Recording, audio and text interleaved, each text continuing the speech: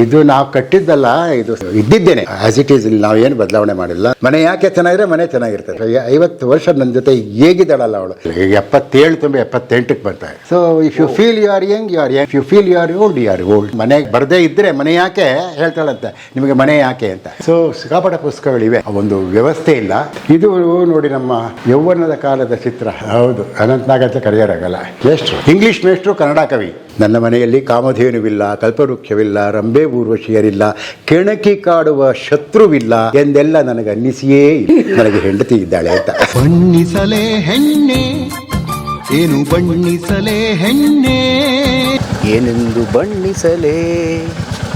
ಸ್ನೇಹಿತರೆ, ಶುಭೋದಯ, ನಮಸ್ಕಾರ. ನಿಮಗೆ ಆತ್ಮೀಯವಾದ ಸ್ವಾಗತ ಕಲಾ ಮಾಧ್ಯಮಕ್ಕೆ ಹಾಗೂ ಕನ್ನಡದ ಖ್ಯಾತ ಕವಿಗಳಾದಂಥ ನಮ್ಮ ಬಿ ಆರ್ ಲಕ್ಷ್ಮಣರಾಯರ ಬದುಕಿಗೆ. ಸ್ನೇಹಿತರೆ, ಎಸ್, ಬಿ ಆರ್ ಲಕ್ಷ್ಮಣರಾಯರನ್ನು ನಾವು ಕನ್ನಡ ಕವಿಗಳ ಸ್ಥಾನದಲ್ಲಿ ಭಾಳ ಪ್ರಮುಖವಾಗಿ ಗುರುತಿಸ್ತೇವೆ. ಎಂತೆಂಥ ಅದ್ಭುತವಾದ ಗೀತೆಗಳನ್ನು ಅವರು ಕೊಟ್ಟಿದ್ದಾರಲ್ವಾ. ನಾ ಚಿಕ್ಕವನಾಗಿದ್ದಾಗ ಅಪ್ಪ ಹೇಳುತ್ತಿದ್ದರು. ಅದು ಒಂದು ಹುಡುಗ ಹುಡುಗಿಯ ಪ್ರೇಮದ ಕವಿತೆಗಳಾಗ್ಬೋದು, ಅಥವಾ ಅಮ್ಮ ನಿನ್ನ ಎದೆಯಾಳದಲ್ಲಿ ಎಂಥ ಗೀತೆ ಅಲ್ವಾ. ಆ ರೀತಿಯ ಬಹಳ ದೊಡ್ಡ ರೇಂಜ್ ಇರುವಂಥ ಕವಿತೆಗಳನ್ನ ಬರೆದವರು ನಮ್ಮ ಬಿ ಆರ್ ಲಕ್ಷ್ಮಣರಾಯರು. ನೋಡಿ, ಪದ್ಮನಾಭನಗರದಲ್ಲಿರುವಂತಹ ಅವ್ರ ಮನೆ ಇದು. ಇಲ್ಲಿ ಹೋಗಿ ನಾವು ಲಕ್ಷ್ಮಣರಾಯರ ಬದುಕು ನೋಡೋಣ, ಅವ್ರ ಮನೆ ನೋಡೋಣ, ಕವಿತೆಗಳ ಕಥೆಗಳನ್ನ ಕೇಳೋಣ. ಸ್ವಾಗತ ನಿಮಗೆ ಲಕ್ಷ್ಮಣರಾಯರ ಜಗತ್ತಿಗೆ. ಬನ್ನಿ.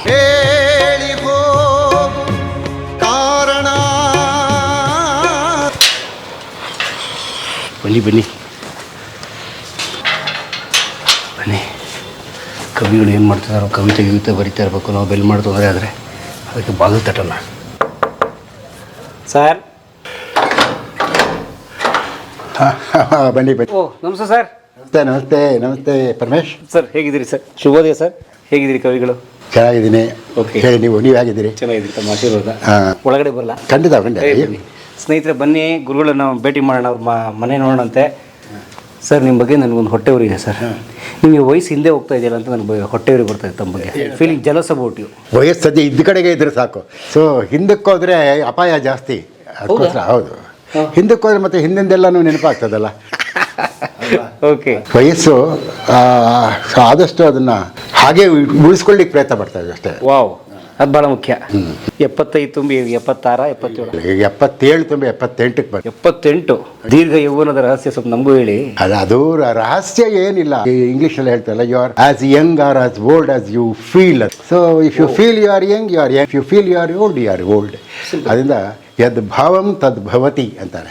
ಸೊ ನಿಮ್ಮ ಭಾವ ಹೇಗಿದೆಯೋ ಹಾಗೆ ನೀವು ಇರ್ತೀರಿ ಅಂತ. ಎಂಥ ಮಾತು ನೋಡಿ. ಓಪನಿಂಗ್ ಎಷ್ಟು ಚೆನ್ನಾಗಿ ಹೇಳಿದ್ರು ಕವಿಗಳು. ನಾವು ನಿಮ್ಮ ಯಾವ ಹಾಡನ್ನ ಮೆಚ್ಕೋಬೇಕು, ಯಾವ ಹಾಡನ್ನು ಬಿಡಬೇಕು ಗೊತ್ತಾಗಲ್ಲ. ಎಂಥ ರೇಂಜ್ ಗುರುಗಳೇ ತಮ್ಮದು.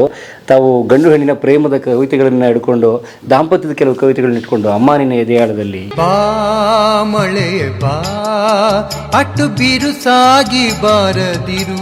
ಕವಿಗಳ ಮನೆ ವಿಶೇಷ ಇರ್ತದೆ. ಬೇರೆ ಮನೆಗಳಿಗಿಂತ ಒಂದು ಸ್ವಲ್ಪ ಗಲೀಜಾಗಿರ್ಬೋದು, ಅಸ್ತವ್ಯಸ್ತವಾಗಿರಬಹುದು.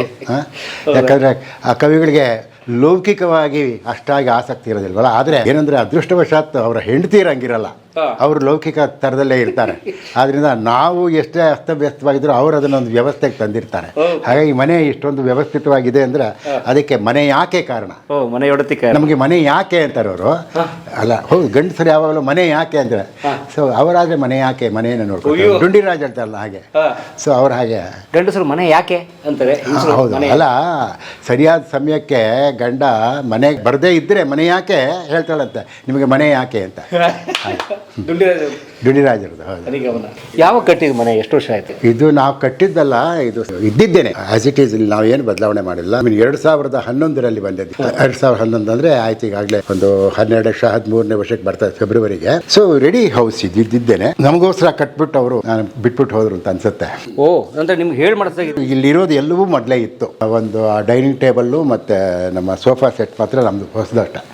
ಮಿಕ್ಕಿದೆಲ್ಲವೂ ಇದ್ದದ್ದೇ ಹಾಗೆ ಇದೆ. ಇದಕ್ಕೆ ಮೊದಲೆಲ್ಲಿದ್ರಿ? ಮೊದಲು ಚಿಂತಾಮಣಿ, ನಮ್ಮನೆ ಹೆಸರೇ ಚಿಂತಾಮಣಿ. ಮತ್ತೆ ಆ ಚಿಂತಾಮಣಿನ ಬಿಟ್ಟು ಇಲ್ಲಿಗೆ ಮತ್ತೆ ಚಿಂತಾಮಣಿಗೆ ಬಂದಿದ್ದೀವಿ. ನಮ್ಮ ಮನೇನು ಚಿಂತಾಮಣಿನೇ. ಇಲ್ಲಿ ಅದು ಮನೆ ಯಾಕೆ ಅಂದ್ರಲ್ಲ, ಎಲ್ಲಿ ಮನೆ ಯಾಕೆ? ಮನೆ ಯಾಕೆ ಮೇಲ್ಗಡೆ ಇದ್ದಾರೆ, ಮನೆ ಯಾಕೆ ಬರ್ತಾ ಇದ್ದಾರೋ. ಅಮ್ಮ ಅಮ್ಮ, ಏನಮ್ಮ ನೆನೆದವರ ಮನದಲ್ಲಿ, ಬನ್ನಿ ಬನ್ನಿ ಬನ್ನಿ. ನಿಮ್ಮ ಕವಿತೆಗಳಿಗೆ ಇವರ ನಗುವೇ ಸ್ಫೂರ್ತಿ. ಬಹಳಷ್ಟು ಕವಿತೆಗಳಿಗೆ ಅದ್ರ ಬಗ್ಗೆ ದುಂಡಿರಾಜ್ ಅವ್ರದ್ದು ಒಂದು ಧನಿಗವನ ಇದೆ. ವಿಮರ್ಶಕರು ಕೇಳ್ತಾರಂತೆ ನಿಮ್ಮ ಕವಿತೆಗೆ ಯಾರು ನಿಮ್ಮ ಮಡದಿಯೇ ಸ್ಫೂರ್ತಿ ಅಂತ. ಹೌದು, ನಿಮ್ಮ ಮಡದಿಯೇ ಸ್ಫೂರ್ತಿ ಅಂತ. ಅಮ್ಮ ನಮಸ್ತೆ ಅಮ್ಮ. ನಮಸ್ತೆ ನಮಸ್ತೆ. ಹೇಗಿದ್ರಿ? ಹಾ ಚೆನ್ನಾಗಿದ್ದೀನಿ. ಅವ್ರು ಚೆನ್ನಾಗಿದ್ದಾರೆ, ಆದ್ಮೇಲೆ ನಾವು ಚೆನ್ನಾಗಿದ್ದೀವಿ. ಓ ಅದು ಇಂಪಾರ್ಟೆಂಟ್. ಹೌದೌದು, ಅವ್ರು ಚೆನ್ನಾಗಿರೋದು. ಅವ್ರು ಚೆನ್ನಾಗಿರ್ಬೇಕು. ಅವ್ರು ಚೆನ್ನಾಗಿದ್ರೆ ಮನೆ ಯಾಕೆ ಚೆನ್ನಾಗಿದ್ರೆ ಮನೆ ಚೆನ್ನಾಗಿರ್ತದೆ. ಯಾವಾಗ ಸಿಕ್ಕರು ವೇಸ್ಟ್ ನಮ್ಮ ಕವಿಗಳು ತಮಗೆ? ನಮ್ಮ ಅಕ್ಕನ ಮೇಲೆ ಅಲ್ಲ, ಭಟ್ರ ಮೇಲೆ. ಇಲ್ಲ, ನಿಮ್ಮ ಅಕ್ಕನ ಮೇಲೆ ಅವರು ಅಲ್ಲಿಗೆ ಬಂದಿದ್ರಲ್ಲ ಫಸ್ಟ್ ಭೇಟಿ ಆಗಿದ್ದು. ಹೌದು. ಹೇಗೆ ಸ್ವಲ್ಪ ಹೇಳಿ. ನೀವು ನೋಡ್ಲಿಕ್ಕೆ ಬಂದ್ರೆ ಅದು ಸುಂದರ. ಇಲ್ಲ ಇಲ್ಲ, ನಮ್ಮ ಅಕ್ಕನ ಮನೆ ಗೃಹ ಪ್ರವೇಶ ಇತ್ತಿಲ್ಲಿ. ಅದಕ್ಕೆ ನಾನು ನಮ್ಮ ತಾಯಿ ತಂದೆ ಎಲ್ಲ ಬಂದಿದ್ವಿ ಶಿವಮೊಗ್ಗದಿಂದ. ನಮ್ಮ ಶಿವಮೊಗ್ಗ ತಾಯಿ ಮನೆ. ಮಲ್ನಾಡ್ ನೋಡ್ತಾವು. ಹಾ ಅಲ್ಲಿಂದ ಬಂದಿದ್ವಿ. ಅವಾಗ ಅಲ್ಲಿ ಲಕ್ಷ್ಮೀನಾರಾಯಣ ಭಟ್ರು, NS ಲಕ್ಷ್ಮೀನಾರಾಯಣ ಭಟ್ರು, ಅವ್ರ ಮನೆ ನಮ್ಮ ಅಕ್ಕನ ಮನೆಗೆ ಹತ್ರ. ಮತ್ತೆ ನಮ್ಮ ರಿಲೇಷನ್ ಬೇರೆ ಅವರು ಮುಂಚೆಯಿಂದ. ಅವ್ರು ಬಂದಿದ್ರು ಗೃಹ ಪ್ರವೇಶಕ್ಕೆ. ಭಟ್ರು ಅವ್ರ ಹೆಂಡತಿ ಜ್ಯೋತಿ ಇಬ್ರು ಬಂದಿದ್ರು. ಅವಾಗ ಅವ್ರು ನನ್ನ ನೋಡ್ಬಿಟ್ಟು ಇವ್ರಿಗೆ ನನ್ನ ಪ್ರಪೋಸ್ ಮಾಡ್ಬೋದು ಅಂತ. ಅದು ಭಟ್ರು ಚಿಂತಾಮಣಿಗೆ ಬಂದಿದ್ರು, ನಮ್ಮ ಮನೆಯಲ್ಲೇ ಉಳ್ಕೊಂಡಿದ್ರು. ಆವಾಗ ನಮ್ಮ ತಂದೆಯವರು ಬಂದವರಿಗೆಲ್ಲ ಹೇಳ್ತಾ ಇದ್ರು, ನಮ್ಮ ಹುಡುಗನಿಗೆ ಒಂದ್ ಹುಡುಗಿ ಹೇಳಿ ಅಂತ ಹೇಳ್ತಾ ಇದ್ರು ಅವರು. ಅವ್ರ ಭಟ್ರು ಅದನ್ನ ಬಹಳ ಸೀರಿಯಸ್ ಆಗಿ ತಗೊಂಡ್ಬಿಟ್ಟಿದ್ದಾರೆ. ಅವರು ತಗೊಂಡ್ಬಿಟ್ಟು ಆಮೇಲೆ ಅವ್ರ ಹೆಂಡತಿಗೆ ಹೇಳಿದ್ದಾರೆ. ಅವ್ರ ಹೆಂಡತಿ ನೋಡಿ ಮೊನ್ನೆ ತಾನೇ ಒಂದು ಹುಡುಗಿ ನೋಡಿದ್ವಲ್ಲ, ಅವ್ರ ಮನೆಯಲ್ಲೇ ನೋಡಿದ್ ನಾನು. ಸೊ ಲಕ್ಷ್ಮೀನಾರಾಯಣ ಭಟ್ರ ಅವರೇ ನಮ್ಮ ಮದುವೆ ಮಾಡ್ತಿದ್ದಂಗೆ. ಅವರ ನೇತೃತ್ವದಲ್ಲಿ ನಡೆದಿದ್ರು. ಗುರುಗಳೇ ಸುಬ್ಬ ಭಟ್ರ ಮಗಳು. ಅದೇ ಸುಬ್ಬಾ ಭಟ್ರ ಮಗಳು. ನಿಮ್ಮ ಸುಬ್ಬ ಭಟ್ರ ಮಗಳು. ಹೌದು, ಮತ್ತೆ ಸುಬ್ಬಾ ಭಟ್ರ ಮಗಳೇ ಅಂತ ಯಾವ ಕವಿಯೂ ಕೂಡ ತಮ್ಮ ಮಾವನನ್ನ ಅಷ್ಟೊಂದು ಪ್ರಸಿದ್ಧಗೊಳಿಸಿಲ್ಲ. ಅಲ್ಲ, ಇವ್ರು ಹಾಡು ಹೇಳ್ದಾಗೆಲ್ಲ ಹೇಳ್ತಾ ಇರ್ತಾರೆ ಅದನ್ನ. ಸುಬ್ಬ ಭಟ್ರ ಮಗಳು ಬೇರೆ ಯಾರು ಅಲ್ಲ, ನನ್ನ ಹೆಂಡ್ತಿನೇ ಅಂತ. ಸುಬ್ಬ ಭಟ್ಟರ ಮಗಳೇ ಇದೆಲ್ಲ ನಂದೆ ತಗೊಳ್ಳೆ. ಸುಬ್ಬಾ ಭಟ್ರ ಮಾವ ದೇವರಂತ ಮನುಷ್ಯ. ಏನ್ ಮಾಡ್ತಿರ್ತಾನೆ ತಂದೆಯವರು? ನಮ್ಮ ತಂದೆ ಅಡಿಕೆ ಮಂಡಿಲಿ ಕ್ಲರ್ಕ್ ಆಗಿದ್ರು. ಅಲ್ಲಿ ಶಿವಮೊಗ್ಗದಲ್ಲಿ ಎಂತ ಅವರು ಹಸೂಡಿ ವೆಂಕಟ ಶಾಸ್ತ್ರಿಗಳು. ಹಸೂಡಿ ವೆಂಕಟಶಾಸ್ತ್ರಿ ಅಂತ ಅವ್ರು ಬಹಳ ಪ್ರಸಿದ್ಧ ಅಂತ ಅಡಿಕೆ ಮಂಡಿಗಿತ್ತು ಅವ್ರದ್ದು. ಅವ್ರು ಅಲ್ಲಿ ಎಲ್ಲ ವ್ಯವಸ್ಥೆ ಇದನ್ನ ನೋಡ್ಕೊಳ್ಳೋರು, ಗುಮಾಸ್ತರಾಗ್ತಾರ ಇದ್ರು. ಸ್ವಂತ ಮನೆ ಇತ್ತು, ಅಲ್ಲೆಲ್ಲ ಹಸುಗಿಸೆಲ್ಲ ಇಟ್ಕೊಂಡಿದ್ರು ಎಲ್ಲಾನು. ಬಟ್ ತುಂಬಾ ಅಂದ್ರೆ ತುಂಬಾ ಒಂಥರ ಬಹಳ ಸಾತ್ವಿಕರಾದಂತಹ ಅವ್ರಿಗೆ ಸಪ್ತಕನ್ನಿಕೆಯವರು 7 ಜನ ಹೆಣ್ಮಕ್ಳು. 7 ಜನ ಹೆಣ್ಮಕ್ಳಲ್ಲಿ ಇವಳು 4ನೇವಳ, ನೀವು 5ನೇವಳು. ಅಲ್ಲ, ವಯಸ್ಸಾಗ್ತಿದೆಯಲ್ಲ ಅದಕ್ಕೆ ಇವಾಗ. ಮುಂಚೆ 5ನೇವಳ. ಸೊ ಅಷ್ಟು ಜನ ಹೆಣ್ಮಕ್ಳಿದ್ರು. ಏನಂದರೆ ಅವರು ಸುಬ್ಬಾ ಭಟ್ರು ಎಷ್ಟು ಅದೃಷ್ಟವಂತರಂದರೆ ಎಲ್ಲ ಹೆಣ್ಮಕ್ಳನ್ನು ಅಳಿಯಂದ್ರೆ ಅವರೇ ಹುಡ್ಕೊಂಬಂದು ಮದುವೆ ಮಾಡ್ಕೊಂಡ್ರು ನೋಡಿ. ಹೌದು, ಎಲ್ಲ ವರಾನ್ವೇಷಣೆ ಇಲ್ಲ, ವರಾನ್ವೇಷಣೆ. ಹೌದೌದು ಹೌದು ಹೌದು ಎಲ್ಲರೂ ಬಂದು ಮನೆಗೆ ಬಂದು ಅಂದರೆ ಹೀಗೆ ನೋಡಿ ನಮ್ದಾಯ್ತಲ್ಲ, ಹಾಗೆ ಲಕ್ಷ್ಮೀನಾರಾಯಣ ಭಟ್ರು ಮಾಡಿದ್ರು, ಬಂದರು. ಆಮೇಲೆ ನೋಡಿದ್ವಿ, ಮದುವೆ ಆಯಿತು. ಅವ್ರ ಮನೆ ಮುಂದೆನೆ ಚಪ್ರ ಹಾಕಿ ಮದುವೆ ಮಾಡಿಕೊಟ್ರು. ಇನ್ನೊಂದು ಮುಖ್ಯ ಸಂಗತಿ ಹೇಳಲೇಬೇಕು. ನಮ್ಮ ತಂದೆ ಸುಬ್ಬಾ ಭಟ್ರಿಗೆ ಸಿಕ್ಕಿರೋ ಎಲ್ಲ ಅಳಿಯಂದ್ರು ಆರ್ಟಿಸ್ಟ್ಗಳು, ಎಲ್ಲ ಕಲಾವಿದರು. ಕಲಾವಿದರ ಬಹಳಷ್ಟು ಎಲ್ಲರೂ ಅಂತಲ್ಲ. ಒಬ್ರು ದೊಡ್ಡ ಅಳಿಯನ್ ಬಿಟ್ರೆ, ಈಗ ಇನ್ನೊಬ್ರು ಇವರ ಅಕ್ಕನ ಗಂಡ ಅವರು ಭರತನಾಟ್ಯದ ಭಟ್ರು ಅಂತ, TS ಭಟ್ರು ಅಂತ ಬಹಳ ಪ್ರಸಿದ್ಧರಾದಂತ ಭರತನಾಟ್ಯ ಗುರುಗಳು ಆಗಿದ್ರು ಅವರು. ಅವರು ಎಂತ ಅವರು ಮೇನಕಾ ನೃತ್ಯ ಶಾಲೆ. ಸರಿ, ಅವ್ರ ಗುರುಗಳ್ಯಾರು? ಇವರು ಕೃಷ್ಣರಾವ್ ಮತ್ತು ಚಂದ್ರಭಾಗಾದೇವಿ ಬಹಳ ಪ್ರಸಿದ್ಧರಾದಂತ ಶಿಷ್ಯರು. ನಮ್ಮ ಭಾವ ನಮ್ಮ ದೊಡ್ಡ ಭಾವ ಹಳ್ಳಿಲಿದ್ದಾರೆ, ಇಂಟೀರಿಯರ್ ಮಲೆನಾಡು. ಅವರು ಡ್ರಾಮಾಲ್ ಮಾಡ್ತಾ ಇದ್ರು, ನಾಟಕ ಮತ್ತೆ ಯಕ್ಷಗಾನ ಮಾಡೋರು ಅವರು ದೊಡ್ಡವರು. 2ನೇವರು ಇವರು ಡ್ಯಾನ್ಸ್. 4ನೇವರು ಸಂಗೀತ ವಿದ್ವಾನ್ ಶಿವಮೊಗ್ಗದಲ್ಲಿ. 5ನೇವರು ಕವಿ. ನೀವೇ? ಹೌದು. 6ನೇ ಮತ್ತೆ 7ನೇವ್ರು ನಮ್ಮ ಕೊನೆ ತಂಗಿ ಅಡಿಗರ ಸೊಸೆ, ನನ್ನ ತಂಗಿ ಸುಧಾ. ಓ, ನಿಮ್ಮ ತಂಗಿ ಅಡಿಗರ ಸೊಸೆ, ಅಡಿಗರ ಮಗನ ಪತ್ನಿ ಜಯಂತ ಅಂತೆಲ್ಲ. ಜಯಂತ್ ಅವ್ರ ಗಂಡ, ಅವರ ಹೆಂಡತಿ. ಸೊ ಮನೆಯಲ್ಲಿ ಎಲ್ಲರೂ ಬರೀ ಕಲಾವಿದ್ರಿ ಅಂತ. ಹೌದು. ನನ್ನ ದೊಡ್ಡ ಸೊಸೆ, ನನ್ನ ದೊಡ್ಡ ಮಗ ಡಾಕ್ಟರ್ ಹರ್ಷ ಅಂತ. ಅವರ ಹೆಂಡತಿ ಅವ್ರು ಬಂದು ಶಿವರಾಮ್ ಕಾರಂತರ ಸಂಬಂಧ. ಅವರು ಕುಂದಾಪುರ ಸೊಸೆ, ಹೀಗೆ ಕಾರಂತರ ಕಡೆಯಿಂದ. ಹೌದು. ಹೀಗೆಲ್ಲ ಒಂದು ಸ್ವಲ್ಪ ಸಾಹಿತ್ಯ ಕಲಾವಿದರ ಬಳಗ ನಮ್ದು. ಸಾಹಿತ್ಯ, ಕಲೆ, ಸಂಸ್ಕೃತಿಯ. ಹೌದೌದು. ಮದುವೆಗೆ 48 ಆಯ್ತು. ಇನ್ನೆರಡು ವರ್ಷ ಆದ್ರೆ 50 ಆಗತ್ತೆ. 50 years. Yes very nice. 48 ವರ್ಷ, ಇನ್ನೊಂದು 2 ವರ್ಷ ಆದರೆ 50 ವರ್ಷ. 50 ವರ್ಷ ನನ್ನ ಜೊತೆ ಹೇಗಿದ್ದಾಳಲ್ಲ ಅವಳು. ಅದರಿಂದ ನಿಜವಾಗ ಕೂಡ ನಾವು ಅವಳಿಗೆ ಪ್ರಶಸ್ತಿ ಕೊಡಬೇಕು. ಮನೆ ಒಂದು ಪ್ರಶಸ್ತಿನೂ ಬಂತು ಅವ್ರಿಗೆ. ಅಂತಲ್ಲ ಮೊನ್ನೆ ಯಾವುದು? ವೆಂಕಮ್ಮ ಅವ್ರದ್ದು KS ನ ಹೆಂಡತಿ ಎಂತ ಕವಿ ಪತ್ನಿ ಪ್ರಶಸ್ತಿ ಅಂತ. ಓ, ಎಂತ ಒಳ್ಳೆ ನಿನ್ನೊಲುಮೆಯಿಂದಲೇ ಪ್ರಶಸ್ತಿ ಅಲ್ಲಿದೆ ನೋಡಿ, ಓಹೋ, ನನಗೆ ಕೊಟ್ಟಿರೋದು. ಸಿಗದೆ ಬಾಳೊಂದು ಬಾಳಿ ಕೃಷ್ಣ. ನನಗೆ ಕವಿತೆ ಬರೆಯೋದಕ್ಕಿಂತ ಪರ್ಟಿಕ್ಯುಲರ್ ಜಾಗ ಅಂತ ಏನಿಲ್ಲ, ಬೇಕಾದ್ರೆ ತೋರಿಸ್ತೀವಿ. ಯಾಕಂದ್ರೆ ನಮ್ಮಲ್ಲಿ ಎಲ್ಲಿ ಬೇಕಾದ್ರೂ ಕೂತ್ಕೊಂಡು ಕವಿತೆ ಬರೀಬೋದು. ಕವಿತೆ ಬರಕಂದ್ರೆ ಮೂಡ್ ಇರಬೇಕು, ಲೊಕೇಶನ್ ಇರಬೇಕು. ಇಲ್ಲ ಅದಕ್ಕೆ ಸ್ಫೂರ್ತಿ ಇರಬೇಕು ಅದೆಲ್ಲ. ಅದಕ್ಕೆ ನನ್ನೊಂದು ಪದ್ಯನೇ ಇದೆ ಸತ್ಯ. ಅದೇ ಸಾಮಾನ್ಯವಾಗಿ ನೀವು ನಿಮ್ಮ ಥರ ಈ ಸಂದರ್ಶನ ಮಾಡೋರು ಕೇಳೋದೇನು ಅಂದರೆ, ಅದೇ ನಿಮ್ಮ ಕಾಲ್ತಿಗೆ ಸ್ಫೂರ್ತಿ ಏನು, ಎಲ್ಲಿ ಕೂತ್ಕೊಂಡು ಬರೀತೀರಿ ಅಂತೆಲ್ಲ ಅಲ್ವಾ. ಅದಕ್ಕೆ ನಾನೊಂದು ಪದ್ಯ ಬರೀ. ಈಗ ಕುವೆಂಪು ಆದರೆ ಬಲ್ನಾಡಿನಲ್ಲಿ ನೋಡಿದ್ರ ನಾವು, ಕವಿಶೈಲ ಇದೆ, ಅಲ್ಲಿ ಅವ್ರಿಗೆ ಸ್ಫೂರ್ತಿ ಸಿಗ್ತಿರ್ತದೆ ಎಲ್ಲ ನೋಡಿದಾಗ. ಬೇಂದ್ರೆ ಅವರಿಗೆ ಸಾಧನೆಗೆ ಅರಿಯಿತ್ತು. ಹಾಗೆ ನಿಮಗೆ ಸ್ಫೂರ್ತಿ ಅಂತ. ಅದಕ್ಕೆ ನಾನು ನನ್ನ ಮನೆಯಲ್ಲಿ ಅಂತ ಒಂದು ಪದ್ಯ ಬರೆದಿದ್ದೀನಿ. ನನ್ನ ಮನೆಯಲ್ಲಿ ಕಾಮಧೇನುವಿಲ್ಲ, ಕಲ್ಪವೃಕ್ಷವಿಲ್ಲ, ರಂಬೆ ಊರ್ವಶಿಯರಿಲ್ಲ, ಕೆಣಕಿ ಕಾಡುವ ಶತ್ರುವಿಲ್ಲ, ಅಂತರಂಗದ ಮಿತ್ರನಿಲ್ಲ, ದೆವ್ವವಿಲ್ಲ, ದೇವಿ ಇಲ್ಲ, ಕ್ರೀಡೆ ಇಲ್ಲ, ಪೀಡೆ ಇಲ್ಲ ಎಂದೆಲ್ಲ ನನಗೆ ಅನ್ನಿಸಿಯೇ ಇಲ್ಲ. ನನಗೆ ಹೆಂಡತಿ ಇದ್ದಾಳೆ ಅಂತ. ಏನ್ ಪಂಚ ಸರ್ ಇದು? ನನ್ ಮುಂದೆ ನೋಡಿ, ಅದೇ ಅಲ್ಲ, ಅದನ್ನೇ ಇವಾಗ ನೀವು ದೂರ ಏನಾರು ಹೇಳಿದ್ರಲ್ಲ, ಇದನ್ನೇ ನಾನು ಹೇಳ್ಬೇಕು ಮುಖ್ಯವಾಗಿ. ದೂರ ಅವ್ರು ಹೇಳ್ದಂಗೆ ನಾನು ಕೇಳ್ಬಿಡ್ಬೇಕು ಗೊತ್ತಾ. ಸಂಸ್ಕೃತದಲ್ಲಿ ನಿಂದಾಸ್ತುತಿ ಅಂತ ಕರೆಯೋದದ್ರ. ಅಂದ್ರೆ ಅದು ಹೊರಗಡೆ ನಿಂದೆ ತರ ಕೇಳಿಸ್ಬೋದು, ಸ್ತುತಿ ಅದು, ಪ್ರಶಂಸೆ. ಈಗ ನೀನು ಯಾಕೋ, ನಿನ್ನ ಹಂಗಿ ಹಾಕೋ, ನಿನ್ನ ನಾಮದ ಬಲ ಹೊಂದಿದ್ದರೆ ಸಾಕೋ ಅಂತ ಪುರಂದರ ಹೇಳ್ತಾರೆ ದೇವ್ರಿಗೆ. ಅದೇನು ಬೈತಾ ಇರೋದು ದೇವ್ರನ್ನ, ನಿನ್ನ ನಾಮದ, ನಿನ್ನ ಹೆಸರಿನ ಬಲ ಇದ್ರೆ ಸಾಕಪ್ಪ ನಮಗೆ ಅಂತ. ಹಾಗೆ ಎಲ್ಲದಕ್ಕೂ ನೀನೇ ಕಾರಣ ಅಂತ. ಅದಕ್ಕೆ ಸುಭಾ ಭಟ್ರ ಮಗಳೇ ಇದೆಲ್ಲ ನಿಂದೆ ತಗೊಳ್ಳೋದು ಕೊಟ್ಟಿಲ್ಲ. ಬರೀ ಅದೇ ನಿಮ್ಮ ರೀಡಿಂಗ್ ರೂಮ್ ನೋಡೋಣ ಬರೀ. ಮೊದಲು ಇಲ್ಲಿ ನೋಡಿ, ಇದು ಅಂದರೆ ಸಾಮಾನ್ಯವಾಗಿ ಎಲ್ಲ ಯಾವ್ದು ಪ್ರಶಸ್ತಿಗಳು ಅದು ಹೊಸದು ಬಂದರೆ ಹಳೇದು ನಿವೃತ್ತಿಗೊಳ್ಳುತ್ತದೆ. ಹಾಗಾಗಿ ಯಾಕಂದ್ರೆ ಜಾಗ ಇಲ್ಲ ಇಲ್ಲಿ ಇರೋ ಜಾಗದಲ್ಲಿ ಎಲ್ಲ ತೋರಿಸ್ತಾ ಇದ್ದೀರಿ. ಅದು ಹಾಗಾಗಿ ಎಲ್ಲ ಹೊಸದಾಗಿ ಬಂದಿದ್ದು ಅಂಥದ್ದು ಎಲ್ಲ ಇದೆ ಇಲ್ಲಿ. ಮಾಸ್ತಿ ಪ್ರಶಸ್ತಿ ಇದೆ. ಬಹಳ ಒಳ್ಳೆ ಪ್ರಶಸ್ತಿ ಬಿಡಿ ಅಂತ ದೊಡ್ಡ ವ್ಯಕ್ತಿ ಅವರು. ಬಹುಶಃ ಭೇಟಿ ಮಾಡಿರ್ತೀರ ಮಾಸಿ ವಯಸ್ ನಾವು ಸ್ಟೂಡೆಂಟ್ ಏಜ್, ನಾನು ವಿದ್ಯಾರ್ಥಿ ಆಗಿದ್ದಾಗ ಭೇಟಿ ಮಾಡಿದ್ದೆ ಅವ್ರನ್ನ. ಈ ಗಾಂಧಿ ಬಜಾರಲ್ಲಿ ಛತ್ರಿ ಹಿಡ್ಕೊಂಡು ಅವ್ರ ಮನೆಗೂ ಹೋಗ್ತೇನೆ. ನಾನು ಅಲ್ಲಿ ರಾಮಕೃಷ್ಣ ವಿದ್ಯಾರ್ಥಿ ಮಂದಿರ ಅಂತಿದೆಯಲ್ಲ ಗವಿಪುರಂ, ಅಲ್ಲಿದ್ದೆ. ಇಲ್ಲಿ ಗವಿಪುರಂ ಅಲ್ಲಿ ವಿದ್ಯಾರ್ಥಿ ಮಂದಿರಂ ಅಂತಿದೆ, SRVM, ಅಲ್ಲಿದ್ದೆ. ನಾನು ಸ್ಟೂಡೆಂಟ್ ಆಗಿದ್ದಾಗ ಅಲ್ಲಿ 2 ವರ್ಷ ಇದ್ದೆ. ಆವಾಗ ಅದರ ಎದುರುಗಡೆನಲ್ಲೇ ಮಾಸ್ತಿ ವೆಂಕಟೇಶಂಗಾರ ರಸ್ತೆ ಅಂತ ಇದೆ. ಸೊ ಅಲ್ಲಿಂದ ವಾಕಬಲ್ ಡಿಸ್ಟೆನ್ಸ್. ನಾನು ಎಲ್ಲಿ ಸಾಮಾನ್ಯವಾಗಿ ಶನಿವಾರ ಭಾನುವಾರ ದಿನ ಹೋದಾಗ ಸೊ ಅವ್ರ ಮನೆ ಮುಂದೆ ಹೋಗಿ ಅವ್ರ ಮನೆಗೂ ಹೋಗಿ ಭೇಟಿ ಮಾಡಿದ್ದೆ ಅವ್ರನ್ನ, ಮಾಸ್ತಿ ಅವ್ರನ್ನ. ಜಾಲಿಬಾರಿನಲ್ಲಿ ಕೂತು ಕೋಲಿ ಗೆಳೆಯರು ಗೋಪಿಯನ್ನು ಪಾಪ ಗೇಲಿ ಮಾಡುತ್ತಿದ್ದರು. ಇದು ನನ್ನ ಕವಿ ಪತ್ನಿ ಪ್ರಶಸ್ತಿ. ಇದು KS ನರಸಿಂಹಸ್ವಾಮಿ ಟ್ರಸ್ಟ್ ನಿನ್ನೊಲುಮೆಯಿಂದಲೇ ಕವಿ ಪತ್ನಿ ಪುರಸ್ಕಾರ ಶ್ರೀಮತಿ ಗಿರಿಜಾ ಲಕ್ಷ್ಮಣರಾವ್ ಅವರಿಗೆ 22 ಕಳೆದ ವರ್ಷ ನಡೆಸಿದ್ರಿ. ಈ ಡಿಸೆಂಬರ್ ಅಲ್ಲೇ. ಹೌದು, ಕಳೆದ ವರ್ಷ ಇಷ್ಟೊಂದು ಪ್ರಶಸ್ತಿ ಇಸ್ಕೊಂಡ್ಬಿಟ್ಟಿದ್ರಿ. ಹೌದು, ಇದು ರಾಜ್ಯೋತ್ಸವ ಪ್ರಶಸ್ತಿ. ಅದು ಯಾವ ವರ್ಷ ಸರ್? 2010. 13 ವರ್ಷ ಆಯ್ತು ರಾಜ್ಯೋತ್ಸವ ಬಂದಾಗ. ಹೌದು, ರಾಜ್ಯೋತ್ಸವ ಪ್ರಶಸ್ತಿ. ಇದು ಧರ್ಮಸ್ಥಳ ಸಾಹಿತ್ಯ ಸಮ್ಮೇಳನ ಅಂತ ಮಾಡ್ತಾರೆ, ಅದರ ಅಧ್ಯಕ್ಷತೆ ಅದು. ಮೊನ್ನೆ ಕೂಡ ನಡೀತು, ದೀಪಾವಳಿ ಟೈಮಲ್ಲಿ ನಡೀತು. ಇದು ಕಲ್ಪತರು ಪ್ರಶಸ್ತಿ ಅಂತ ತಿಪ್ಟೂರು ಅವರು ಕೊಟ್ಟಿದ್ದು. ಸಾಂಸ್ಕೃತಿಕ ಸಂಘ. ಇದು 75 ವರ್ಷ ಆದಾಗ ಇದು ಸನ್ಮಾನದ್ದು. ಅದು 75 ಆದಾಗ. ಇದು ನನ್ನ ಒಂದು ಸಿನಿಮಾ ಹಾಡು, ಬಾಮಳೆಯೇ ಬಾ ಅಂತಿದೆ. ಅದಕ್ಕೆ ಸಿನಿಮಾ ಬಳಸಿದ್ರಲ್ಲ, ನಿಮ್ಮ ಕವಿತೆ ಬಳಸಿದ್ರು. ಅದೇನು ಆಕ್ಸಿಡೆಂಟ್ ಅನ್ನೋ ಸಿನಿಮಾ ಬಳಸಿದ್ರಲ್ಲ, ಅದಕ್ಕೆ ಆ ವರ್ಷದ ಬೆಸ್ಟ್ ಸಾಂಗ್ ಅವಾರ್ಡ್ ಬಂದಿತ್ತು. ಅದಕ್ಕೆ ಬಾ ಮಳೆಯೇ ಬಾ, ಅತ್ತು ಬಿರುಸಾಗಿ ಅವಳು ಬರೋವರೆಗೂ ಸ್ವಲ್ಪ ಕಡಿಮೆ ಬಾ, ಅವಳು ಬಂದ್ಮೇಲೆ ಜೋರಾಗಿ ಬಾ, ವಾಪಸ್ ಹೋಗ್ಬಾರ್ದು. ಬಾ ಮಳೆಯೇ ಬಾ, ಅಟ್ಟು ಬಿರುಸಾಗಿ ಬಾರದಿರು. ಆ ಹಾಡು ಬರೋದು ಎಷ್ಟು ವಯಸ್ಸು ತಮಗೆ? ಅಲ್ಲ, ಅದು ನಾನು ಬರೆದದ್ದು ಬಂದು ಅದು ಆ್ಯಕ್ಚುಲಾಗಿ ಅಶ್ವತ್ಗೋಸ್ಕರನೇ ಬರೆದದ್ದು.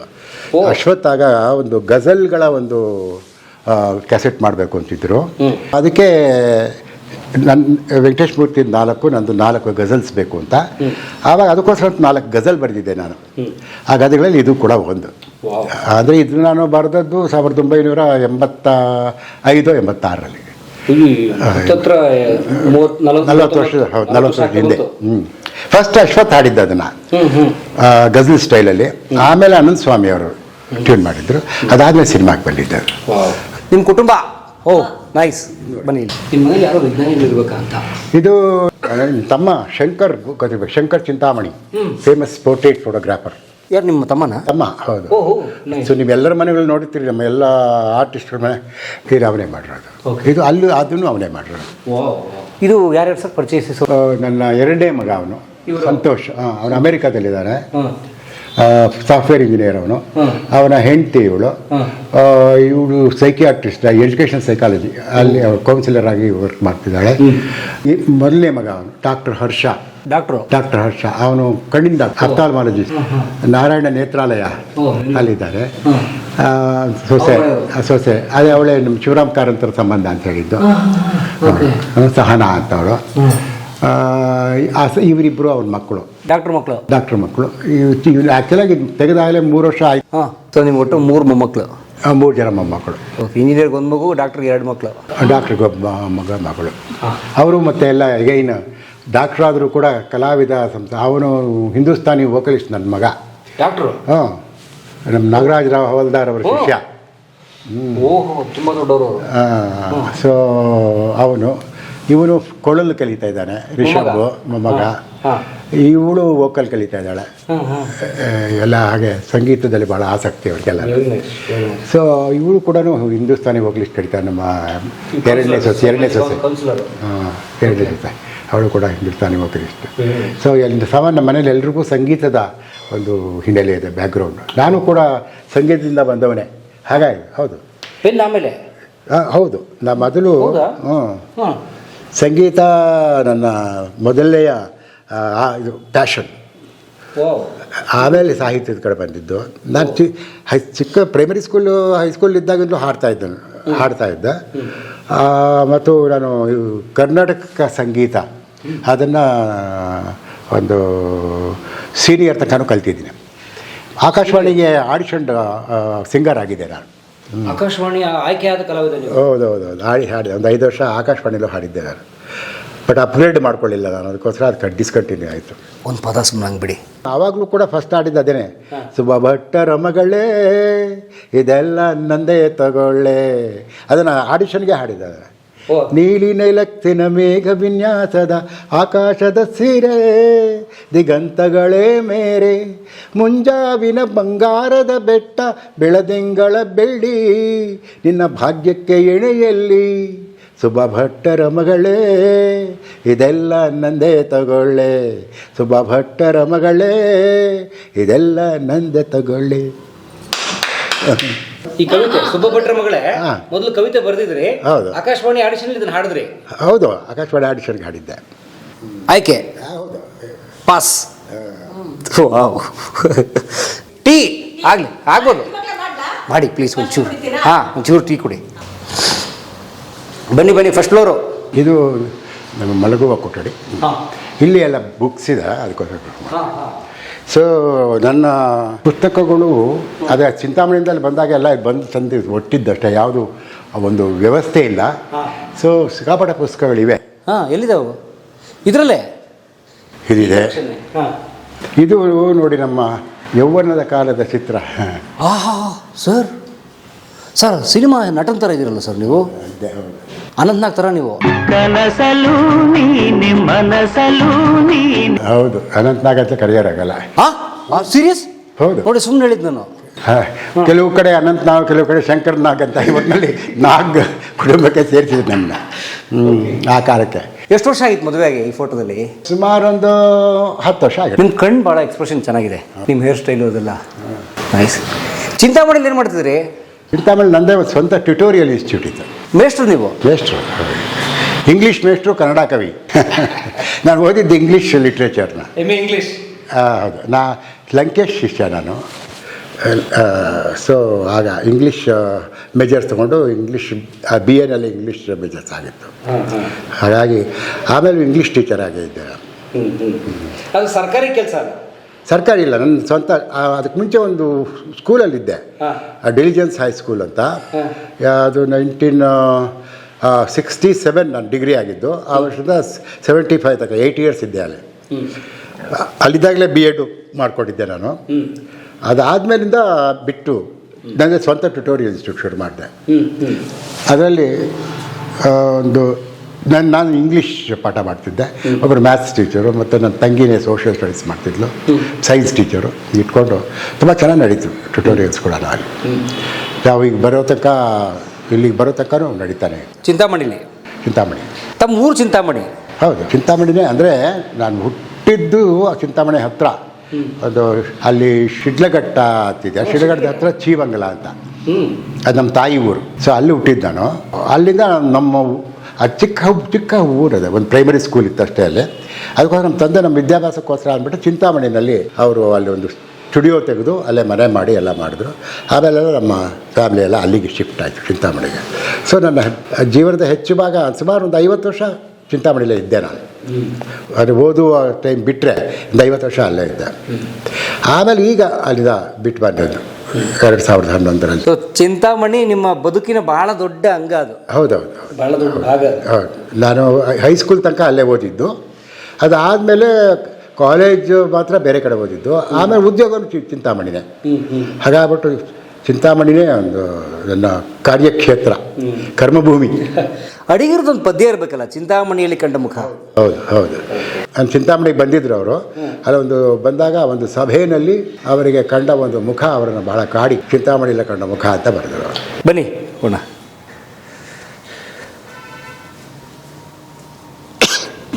ಇಲ್ಲಿ ಒಂದಷ್ಟು ಬುಕ್ಸ್ ಇದೆ. ಹಾಂ, ಇದು ಎಲ್ಲ ನಮ್ಮ ಪುಸ್ತಕಗಳ ಸಂಗ್ರಹ. ಇಲ್ಲಿ ನಾನು ನೀವು ಕೇಳಿದ್ರಲ್ಲ, ಕೂತು ಕಂಪ್ಯೂಟರು ಇಲ್ಲಿ ನಾನು ಕೂತ್ಕೊಂಡು ಸೊ ಬರೆಯೋ ಜಾಗ. ಕಂಪ್ಯೂಟರ್ ಬಳಸ್ತೀರಿ ನೀವು? ಕಂಪ್ಯೂಟರ್. ಓ, ಯಾವಾಗ ಕಲ್ತ್ರಿ? ಚಿಂತಾಮಣಿಲಿ ಇದ್ದಾಗಲೇ ನಾನು ಟೈಪ್ ಎಲ್ಲ ಮಾಡ್ತಿದ್ದೆ, ಚಿಂತಾಮಣಿ ಇದ್ದಾಗ.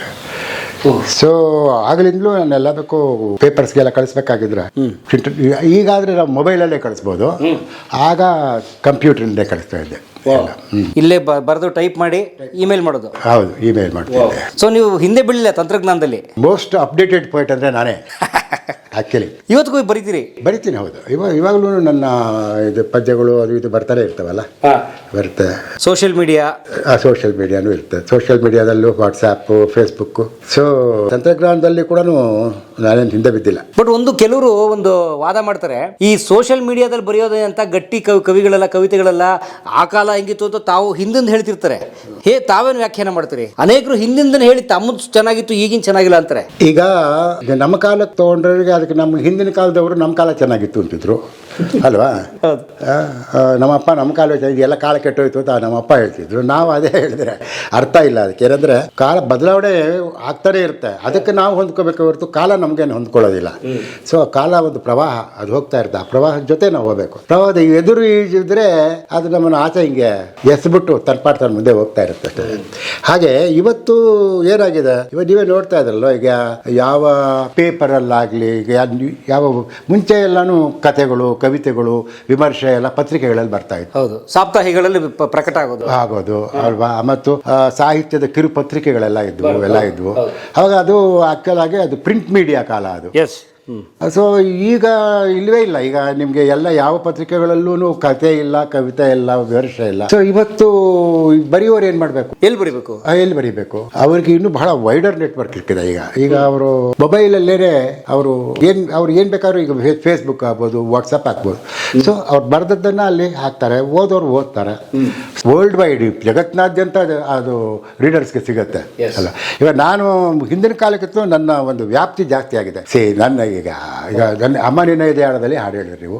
ಅಮ್ಮ ನಿನ್ನ ಇದೆಯಾಳದಲ್ಲಿ ಯೂಟ್ಯೂಬಿಂದ ಎಲ್ಲ ಇಂದ ಅಲ್ವಾ? ಮುಂಚೆ ಅಫ್ಕೋರ್ಸ್ ಸಿಡಿಯಿಂದ, ಕ್ಯಾಸೆಟಿಂದ ಹೋಗಿತ್ತು. ಆದರೆ ಇವತ್ತು ನಿಮಗೆ ಯಾವುದೇ ಹಾಡು ನಿಮ್ಮ ಬೆರಳಿನ ತುದಿನಲ್ಲಿ ಏನು ಬೇಕಾದ್ರೂ ಸಿಗುತ್ತೆ ಅಲ್ವಾ? ಸೊ ಹಾಗಾಗಿ ಇವತ್ತು ಇದು ಇನ್ನೂ ಕೂಡ ಬಹಳ ಮುಂದುವರೆದ ಕಾಲ ಅಂತ ನನಗೆ ಅನ್ಸುತ್ತೆ. ಮತ್ತು ಎಲ್ಲ ರೀತಿಯಲ್ಲಿ ಈಗ ಮುಂಚೆ ಆದರೆ ಹೊಸದಾಗಿ ಬರೆಯೋರೆಲ್ಲನೂ ಪತ್ರಿಕೆಗಳ ಸಂಪಾದಕರ ಮರ್ಜಿ ಕಾಯಬೇಕಾಗಿತ್ತು ಅವರು ಅಲ್ವಾ? ಇವತ್ತು ಯಾರ ಮರ್ಜಿಯೂ ಕಾಯಬೇಕಾಗಿಲ್ಲ. ಹಾಗಾಗ್ಬಿಟ್ಟು ತಾವು ಬರೆದದ್ದನ್ನು ಹಾಕ್ತಾರೆ, ಅಲ್ಲಿ ಯಾರೋ ಆಸಕ್ತರು ಓದ್ತಾರೆ. ಆದರೆ ಅದರಿಂದ ಒಂದು ಡಿಸಡ್ವಾಂಟೇಜ್ ಇದೆ. ಏನು ಏನಂದ್ರೆ ನಮ್ಮ ಕಾಲಕ್ಕಾದ್ರೆ ಅದಕ್ಕೊಂದು ವಿಮರ್ಶೆ ಇತ್ತು, ಒಂದು ಮೌಲ್ಯಮಾಪನ ಇತ್ತು, ಎಲ್ಲ ಇತ್ತು. ಇವತ್ತು ಆ ಥರದ ವಿಮರ್ಶೆ ಮೌಲ್ಯಮಾಪನ ಕಾಣಲ್ಲ ಇವತ್ತು. ಸೊ ಅವ್ರು ಬರೀತಾರೆ, ಅದಕ್ಕೆಲ್ಲ ಲೈಕ್ ಹಾಕಿರೋರು ಓದಿದಾರೋ ಇಲ್ವೋ ಗೊತ್ತಿಲ್ಲ ನಮಗೆ. ಒಂದು ಲೈಕ್ ಹಾಕಿರ್ತಾರೆ, ಯಾರು ಕಾಮೆಂಟ್ ಮಾಡ್ಬೋದು ಎಲ್ಲಾನು. ಆದರೆ ನಿಜವಾಗಿಯೂ ಅದನ್ನು ಓದಿ ಅದನ್ನು ಸರಿಯಾಗಿ ವಿಮರ್ಶೆ ಮಾಡಿ ಅದಕ್ಕೊಂದು ಬೆಲೆ ಕಟ್ಟೋರ್ಬೇಕಲ್ವಾ ಮೌಲ್ಯಮಾಪನ. ಸೊ ಅದು ಈ ಕಾಲದಲ್ಲಿ ಇಲ್ಲ. ಇಲ್ಲದೆ ಇರೋದ್ರಿಂದ ಬಹಳಷ್ಟು ಜನಕ್ಕೆ ತಾವು ಮಾಡಿದ್ದೇನು, ತಾವು ಯಾವ ದಾರಿಲಿ ಹೋಗಬೇಕು ಮಾರ್ಗದರ್ಶನ ನಮ್ಮ ಕಾಲಕ್ಕಿದ್ದ ಹಾಗೆ ಇವಾಗಿಲ್ಲ. ಆದರೆ ಆಸಕ್ತರು ಏನು ಮಾಡ್ಕೊಳ್ತಾರೆ, ಒಂದು ಗ್ರೂಪ್ ಅಂತ ಮಾಡಿಕೊಂಡು, ಸೊ ಅಲ್ಲಿಗೆ ಯಾರು ಈಗ ನಮ್ಮಂಥವ್ರನ್ನ ಯಾರು ಅಲ್ಲಿಗೆ ಆಹ್ವಾನಿಸಿದ್ರೆ ನಾವು ಅಲ್ಲಿಗೆ ಅವ್ರಿಗೆ ಬೇಕಾದಂಥ ಸಲಹೆ ಸೂಚನೆಗಳನ್ನು ಕೊಡ್ಬೋದು. ಸೊ ಸಾಧ್ಯ ಇದೆ. ಒಟ್ಟು ನಾನು ಹೇಳೋದೇನೆಂದರೆ, ಇವತ್ತು ಕಾಲ ಇನ್ನೂ ಉತ್ತಮಗೊಂಡಿದೆ. ಸಾಹಿತ್ಯಕ್ಕೆ ಅಥವಾ ಕಲೆಗಳಿಗೆ ಇವತ್ತಿನ್ನೂ ಉತ್ತಮವಾದ ಕಾಲ ಇದೆ. ಆ ಕಾಲಕ್ಕಿಂತ ಈ ಕಾಲದಲ್ಲಿ ವ್ಯಾಪ್ತಿ ಬಹಳ ದೊಡ್ಡದಾಗಿದೆ. ಜಗತ್ತಿನಾದ್ಯಂತ ಮಾರ್ಕೆಟ್ ಇದೆ ಈಗ ಅಲ್ವಾ? ಎಸ್, ಆಗಲಿ. ಅದನ್ನು ಸಮರ್ಪಕವಾಗಿ ಬಳಸ್ಕೋಬೇಕಷ್ಟೇ. ಯಾವುದನ್ನು ಅಷ್ಟೇ, ಅದು ಒಂದು ಸಾಧನ. ಅದನ್ನು ನಾವು ಕೆಟ್ಟದಕ್ಕೂ ಆಗ್ಬೋದು, ಒಳ್ಳೇದಕ್ಕೂ ಬಳಸ್ಕೊಳ್ಳೋದ್ರ ಮೇಲೆ ಹೋಗುತ್ತೆ ಹೊರತು ಅದನ್ನು ನಾವು ಸಾಧನವನ್ನು ನಾವು ಅದನ್ನು ಆಕ್ಷೇಪಣೆ ಮಾಡೋಂಗಿಲ್ಲ. ಚಾಕುನೇ ಆಗಲಿ, ಚಾಕುನ ನಾವು ಹಣ್ಣು ಹೆಚ್ಚಿ ಅಥವಾ ತರಕಾರಿ ಹಚ್ಚೋದಕ್ಕೂ ಬಳಸ್ಕೋಬಹುದು, ಹಾಗೆ ತಲೆ ತೆಗೆಯೋದಕ್ಕೂ ಬಳಸ್ಕೋಬೋದು, ಗಾಯ ಮಾಡೋಕ್ಕೂ ಬಳಸ್ಕೋಬೋದು. ಸಾಧನ ತಪ್ಪಲ್ಲ, ಸಾಧನ ಬಳಸುವವರು ತಪ್ಪು. ಅದನ್ನು ನೀವು ಹೇಗೆ ಬಳಸ್ತೀರಿ ಅನ್ನೋದ್ರ ಮೇಲೆ ಅದರ ಸಾಧಕ ಬಾಧಕಗಳಿರ್ತವೆ. S, great. ನೀ ಕರೆದರೆ ನಾ ಬರದಿರಲು